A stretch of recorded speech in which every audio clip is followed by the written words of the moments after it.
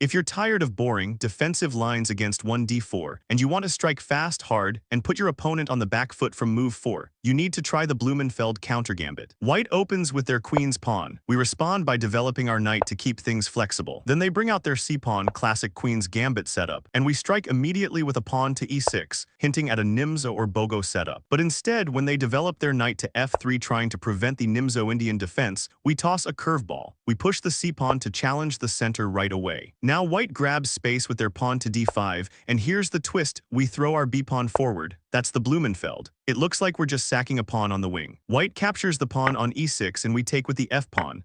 Now white fully accepts the Blumenfeld countergambit with pawn takes b5. And now we don't wait, we push our central pawn to d5, striking right in the center with full force. They play it solid, building their structure with a quiet pawn to e3, and we develop our dark-squared bishop to d6, pointing straight at their kingside. Then they play pawn to b3 to make space for their bishop, and we move our light-squared bishop to the long diagonal and supporting the center. They finally develop the bishop to b2, and we slide the queen up to e7, central, solid, supporting e5 ideas. Their knight develops to d2, we bring out our other knight, and now we're fully developed. White develops bishop to e2, both sides castle kingside. Then we develop rook to c8. White lines up their rook to the c-file, putting some long-term pressure on our pawn, but we don't care, we strike. We push our e-pawn forward, gaining more central space. They try to block with a pawn to e4, but we shove our d-pawn right into their territory, deep into d4. White tries to reroute the knight to c4, eyeing some juicy squares, but we flip the board with a tactical shot. We capture the pawn with our knight in the center. White responds by capturing our bishop with their knight, and we recapture with our knight, maintaining pressure and harmony. Then they launch a check with the bishop, trying to slow us down, but we simply take the bishop with our knight. They recapture with the b-pawn, and now the critical strike. Our rook jumps in and takes the knight on f3. That's the engine of the attack. They capture the rook with their g-pawn, thinking they won the x-chance, but now everything is open. We bring the queen out with check on the g-file. Their king slides to the corner. We follow up instantly. Our queen moves to h5 right next to the king, and it's hunting time. They throw their rook up to the g-file to help defend, but it's no use. We capture their pawn on f3 with our own bishop. It's about to be over. The king is helpless, and they are going to lose their queen on the next move. The Blumenfeld countergambit doesn't just fight for equality, it plays for domination. What if white just takes the b5 pawn right away? That's exactly what happens here. After we offer the pawn with that Blumenfeld b5 push, white grabs it immediately. No hesitation. So what do? We ignore the wing and strike back in the center with force. Our e-pawn captures the d5 pawn. We're not here to play timid. Now white develops the bishop to g5, pinning our knight, a classic idea trying to slow us down. We say not today. We bring our queen out immediately to a 5 with check. That bishop pin can wait, we want to disrupt. They block the check with their queen, sliding it up to d2, and we don't mind trading queens at all. We take it off the board, clean and simple. They recapture with the knight, and now they've got a little activity, but we're not done yet. We drop our knight right into the center on e4, a bold, challenging move. We're inviting trades, asking questions. And white accepts, they capture the knight with theirs. We don't flinch, we recapture with the pawn. Their knight moves to d2. Now we advance.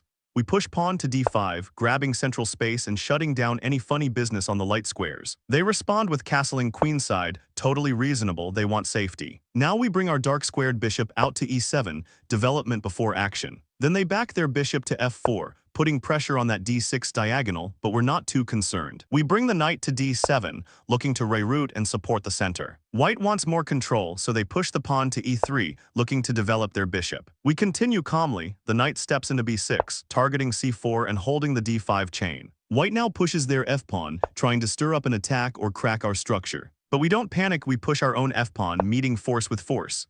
We're saying, if you want to open the center, let's go. They develop their bishop up to e2, staying flexible.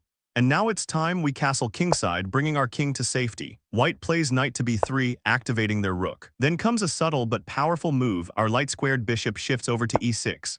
It holds the center, eyes the c4 square, and covers the board beautifully. We've got control of the center, solid development, a long-term grip on space, and white's pawn grab suddenly doesn't look so impressive. We're not just surviving the Blumenfeld, we're dictating the game. What if white denies the gambit with b3? Things are about to get wild because black has a knight sack coming on move 6, and it's gonna be a ton of fun. Okay, so we're in the Blumenfeld gambit. White just played b3, refusing to take the b5 pawn.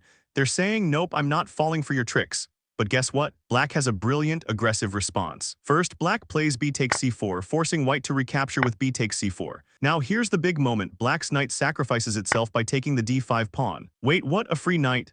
Yep, white has to take it, and now black's queen storms in with queen to f6, attacking the rook. White pushes d takes e6, opening up the position, and black recaptures with f takes e6. King's a little exposed, but who cares? We're playing for chaos and attack. Now white plays the engine move and develops the knight to c3, and boom, black plays queen takes knight with check. White blocks with the bishop, black's queen retreats to f6, and now the real fun begins. White pushes e4, black brings the knight to c6, and white pins it with bishop to b5. But black isn't scared, they play knight to e5, centralizing like a boss. White takes the knight, black recaptures with the queen, and now both sides are piling up pressure. White castles.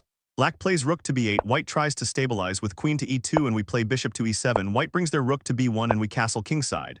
White brings their other rook to e1 and we drop our queen to f6. White plays f3 to solidify their pawn chain. We bring our bishop to b7 and white plays bishop to e3. Now we push d5 and white takes it with their e-pawn and we recapture with the bishop. This line is crazy aggressive. Black sacrifices a knight early but gets tons of piece activity, open files, and attacking chances. If white slips up even once, black crashes through with a winning attack. Liked this crazy line? Check out our Chess Opening Guides playlist for more insane gambits, and don't forget to subscribe for daily chess madness. See you in the next one.